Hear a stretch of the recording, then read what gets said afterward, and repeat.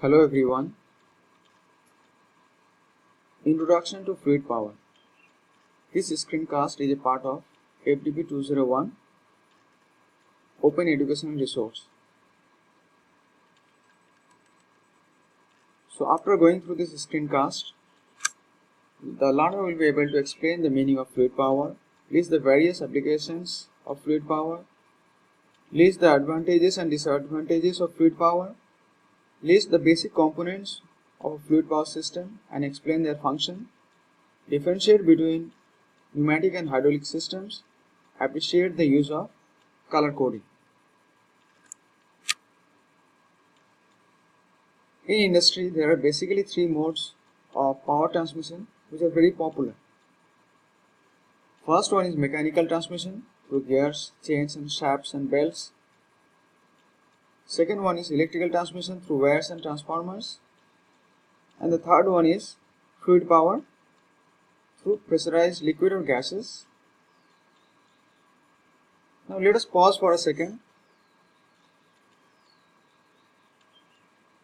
and take a minute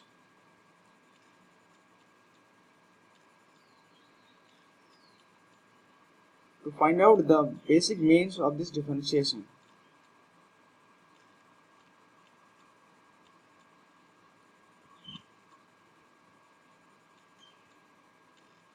Well, the power transmission is very clear. The classification is based on distance. Mechanical power transmission is for very short distance. Electrical power transmission is for longer distances.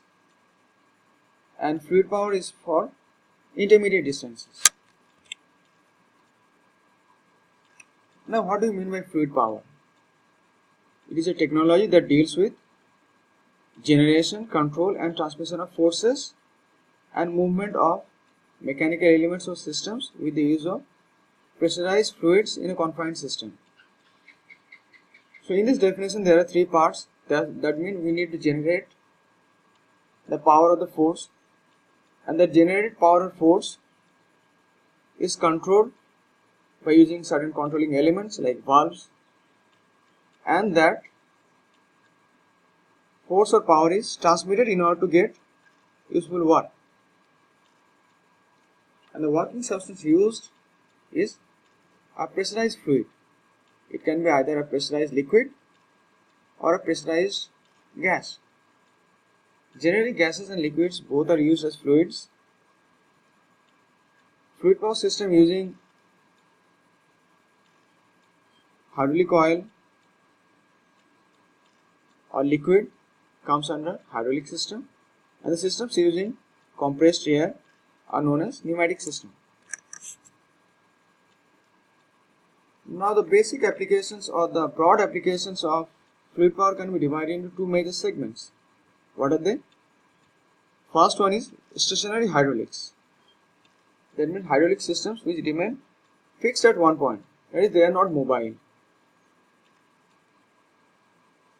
And what are their applications or what are the examples? They are machine tools and transfer lines, lifting and conveying devices, rolling machines, lifts, automatic handling equipments and robots. These are applications of stationary hydraulics. Now the hydraulic system which can move on wheels or on tracks such as tower crane or excavator, operate in many different locations while moving. So they are known as moving hydraulics. Examples are automobiles, tractors, aeroplanes, missiles, boats, construction machineries, excavators and elevating platforms. Now let us take a look at the basic components of a hydraulic system.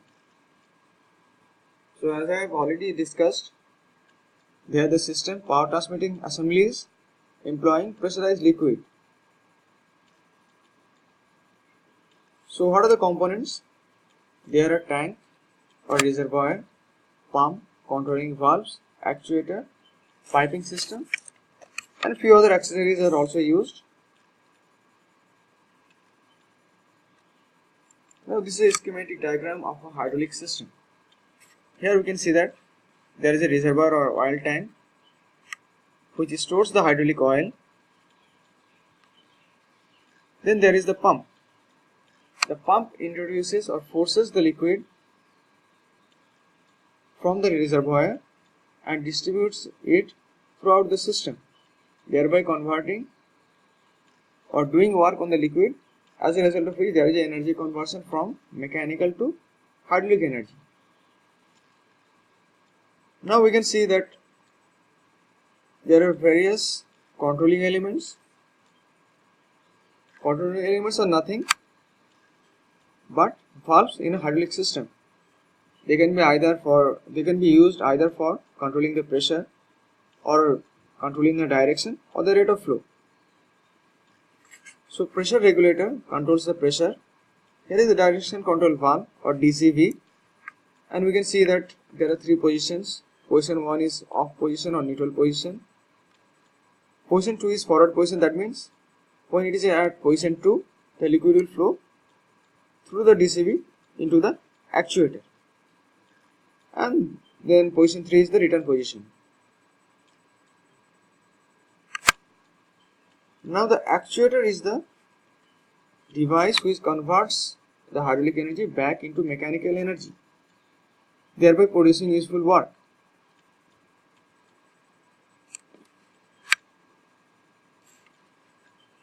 And we can see that the pump is driven by a prime mover or usually a motor, and there is a filter. This filter is nothing but an accessory component or accessory element in the hydraulic circuit. It basically filters out the impurities and the foreign material for a smooth operation. And then we have the piping system, which transfers the hydraulic energy or the hydraulic power from one place to another. Now this is a symbolic representation of a hydraulic system. We can see the filter here, the pump, and the pressure regulating valve is represented like this. And we can see that direction control valve is represented. It is having three positions.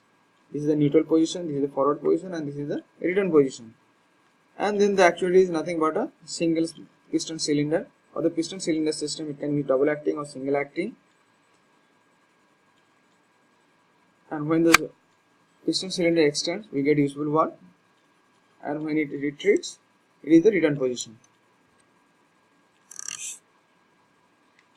Now Pneumatic cylinder or the pneumatic system works by using compressed air, which is the working fluid here, and energy is transmitted through this pressurized air. What are the basic components? We have compressor, control valves, storage reservoir, piping system, pneumatic actuator, and accessories.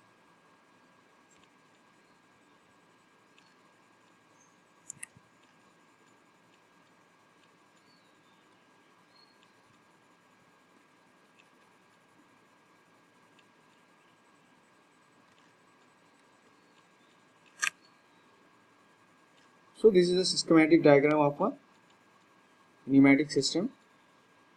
Air is taken from the atmosphere, as there is abundant air from the atmosphere, and it is passed through an air filter.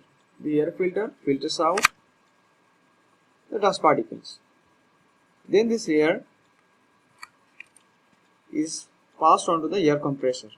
The air compressor is driven by a motor, and it compresses the air. But after compressing the air, the pressure increases, at the same time temperature increases. So in order to maintain the temperature, we are using an air cooler. And for regulating the pressure, there is a pressure switch which opens when the pressure is reached. And after this, the compressed air is stored in a reservoir. From the reservoir, the compressed air is channelized through a DCV or direction control valve. Here is also there are three positions: off position, forward position, and return position. And then we have the air actuator, which converts the fluid power into mechanical power, thereby producing useful work. And then we have got the piping system, which transmit the pressurized air from one place to another, thereby transmitting the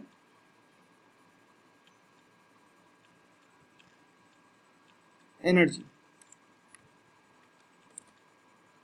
Now, how does a fluid power system work? It is based on Pascal's law. That means if you apply pressure on a confined liquid, it is transmitted equally. For example, if there are two pistons of different diameter, and if you apply force on a smaller piston, the force gets multiplied. Now, this is a simple application of a hydraulic system, and the corresponding circuit diagram is also shown. For example, the tank, the filter, the pump, the direction control valve, etc. Similarly, here also, this is a simple application of a pneumatic system. We can see a storage tank here, the FRL unit here. The FRL unit is a storage unit, is a service unit. In case of pneumatic system, we can see the direction control valve and the pneumatic actuator. Now, color coding. Generally, color coding is followed by various hydraulic system manufacturing companies, and these are the basic color coding that they use. Red is used for showing the operating of the system pressure. After the pressurized liquid has done work and it is exhausted, it is shown by a blue color. Intake or drain is shown by green color.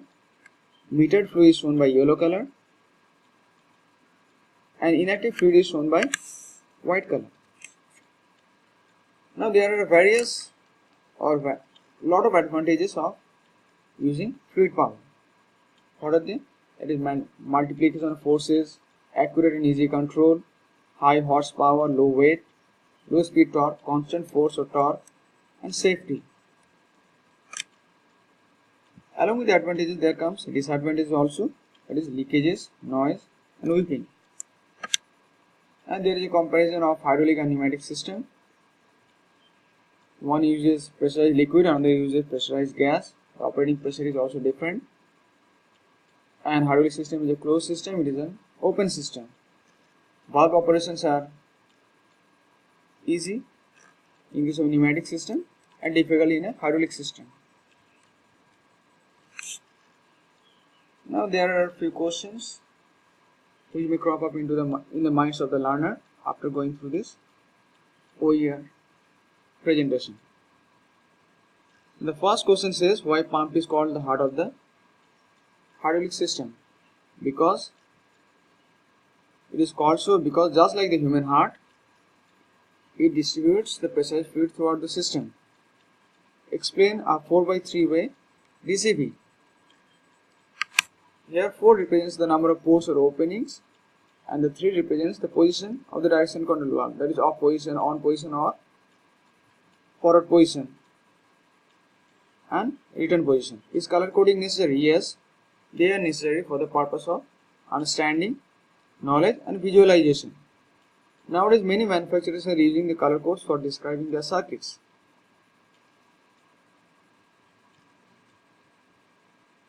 Now, one more question which is not shown here I would like to ask is, why water is not used in the hydraulic system? Because commercially pure water contains some chemicals, some deliberately included, and foreign matter, as a result of which it is impossible to maintain the working substance and the valves in satisfactory condition. That is why it is not used as a hydraulic fluid. Thank you.